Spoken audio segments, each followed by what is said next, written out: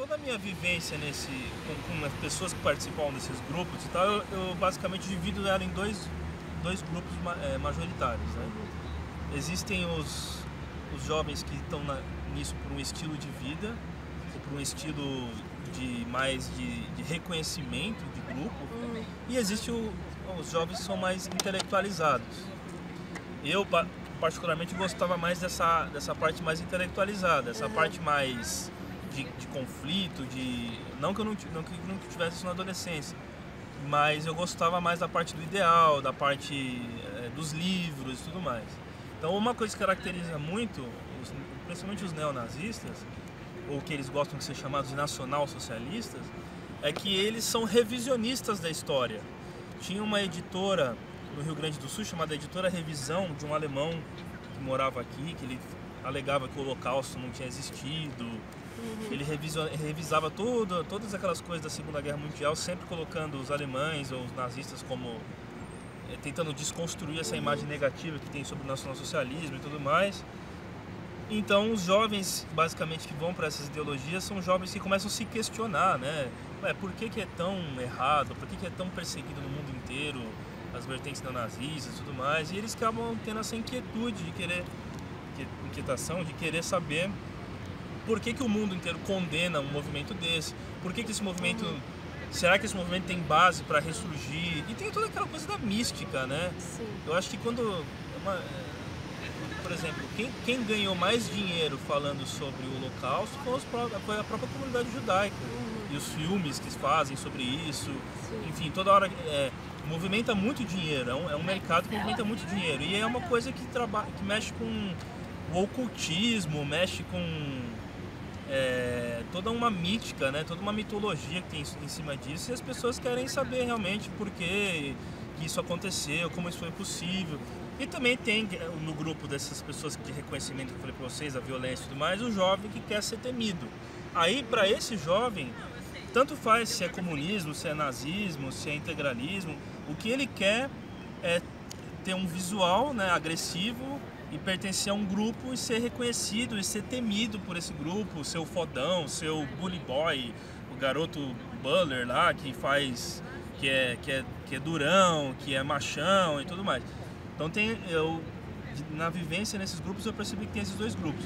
Basicamente os intelectuais sempre abandonam o movimento, acabam indo só pro lado intelectual, acabam se tornando professores, acabam se tornando profissionais das humanas, aí o cara acaba filósofos, acaba indo pra filosofia, aí o cara ele sai um pouco desse mundo preso só às questões skinhead e ele acaba indo pro universo das humanas, o universo intelectual, que eu acho muito bacana, né? Basicamente ser punk, ser skinhead é um tiro inicial de uma vida, se você quer se instruir, se você quer crescer ou questionar e continuar questionando sempre a sociedade e tal, de uma vida intelectualizada, né? E enquanto você conviveu com eles, teve alguma coisa que te chocou, assim, que você não esperava e no final... Olha, o que me chocou é justamente a contradição, muitas vezes, da gente achar que uma pessoa que é mais intelectualizada, de uma pessoa que é mais dada ao conhecimento, às letras, à leitura e tudo mais, que ela é uma pessoa tolerante. A gente tem muito disso, a gente pensa assim, poxa, mas o fulano é tão esclarecido, poxa, mas o fulano é tão aberto, como que ele pôde fazer tal coisa? E eu aprendi que a natureza humana, ela não está ligada necessariamente com uma racionalidade que impede você de fazer certas coisas. Eu conheci um líder, não vou citar o nome dele, mas eu conheci o líder de um grupo que ele era um cara muito inteligente, assim, ele era um cara que dava, sei lá, ele colocava o meu professor de história na época no chinelo, o cara manjava muito de história, de sociologia, de filosofia, era um cara culto, educado, cavalheiro com as mulheres e tudo mais, e ele já tinha matado uma pessoa, ele já tinha assassinado uma pessoa. E aí eu fiquei pensando, né, eu falei, e ele se orgulhava, e ele não tinha remorso de ter feito isso, né? E eu fiquei pensando, eu falei, nossa, como uma pessoa tão, cara que nem esse, assim, tão culto, tão esclarecido, enfim, ele entendia de relativismo, ele não era um cara, ele entendia de perspectivismo também, ele sabia que que a ideologia dele era, ele falava de um ponto de vista, ele entendia outras lentes, outros pontos de vista também e tal, mas na hora de fazer valer as ideias dele, a ideologia dele, ele cometeu um crime bárbaro, né? Enfim, e o que eu fiquei sabendo desse cara é que ele acabou seguindo no crime mesmo, era um cara bem inteligente e tal, mas acabou abandonando o grupo de skinhead que ele pertencia e acabou indo pro tráfico e tudo mais. Aí eu aprendi isso daí, eu aprendi que a gente não dá para fazer uma separação de racionalidade e a nossa animalidade, né? Nosso lado animal, nosso lado brutal, ele pode se potencializar e piorar com uma racionalidade muitas vezes. Eu acho que pode acontecer isso. E assim, com esse discurso assim, dos neonazistas e tal, você acha que tem alguma semelhança com o cenário político que a gente está vivendo hoje? Olha, ele sempre existiu e não é que ele deixou de existir ou foi abafado. Ele sempre esteve aí, esse discurso. Sempre esteve aí. Nas famílias, quando um jovem tem um pai que gosta de fazer piadas racistas ou piadas homofóbicas, de certa forma, ele está perpetuando um discurso desse, está perpetuando uma visão dessa, né? E, enfim, eu acredito que o governo de agora deu voz a essas pessoas, mas não é que está surgindo isso agora, sempre teve, sempre existiu, sempre esteve aí. É que eles não tinham coragem de pôr a cara a tapa. A internet deu voz aos covardes também, né? Então o cara é muito machão de chegar lá e digitar um monte de besteira lá, ficar ofendendo os outros em fóruns, em Facebook, não sei o quê.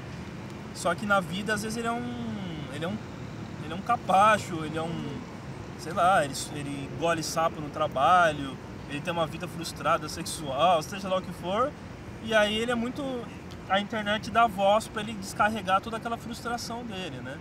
E eu acredito que esse governo de ultradireita, bolsonarista que a gente tem agora, e não só no Brasil, no mundo inteiro, na Itália tem um governo de direita forte, na Hungria, na Polônia, nos Estados Unidos com o Trump. Então eu acho que a gente está vendo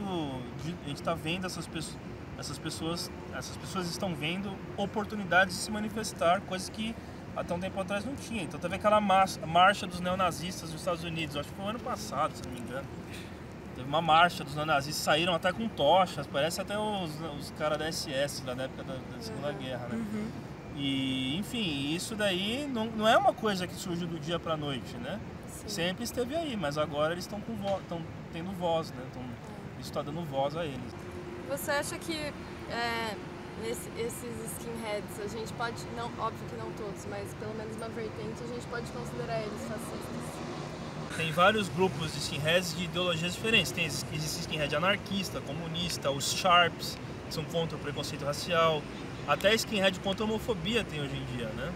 E os tradicionais, que são os antirracistas também, que querem resgatar os valores de 1969, que são esses skinheads que eu falei pra vocês aí, dos jamaicanos, né? Mas no Brasil tem os fascistas, tem os integralistas, né? Alguns carecas do subúrbio, ou carecas do ABC principalmente, eles levantam bandeiras integralistas, do Plínio Salgado, Gustavo Barroso, alguns deles frequentavam aquela TFP lá do Plínio Correia, lá, que era Tradição, Família e Propriedade, que era um grupo de ultracatólico de direita. E agora tem surgido uma nova característica desses grupos, que são alguns grupos aliados à questão evangélica, né? Tem alguns skinheads que são ultranacionalistas e evangélicos também, né? Então eles são da bancada, apoiam essa bancada evangélica e são, enfim, defendem coisas bem retrógradas mesmo, bem fortes. Mas o fascismo, para mim existe fascismo tanto na direita quanto na esquerda também. Os restos são stalinistas, né? Então eles é um fascismo, entre aspas, de esquerda também, né? Aquela esquerda radical, aquela esquerda ortodoxa, que era aquela esquerda da luta armada e tal. Então eu acho que todos os radicalismos, sejam à direita ou à esquerda, eles não são bem-vindos, eles são complicados, né?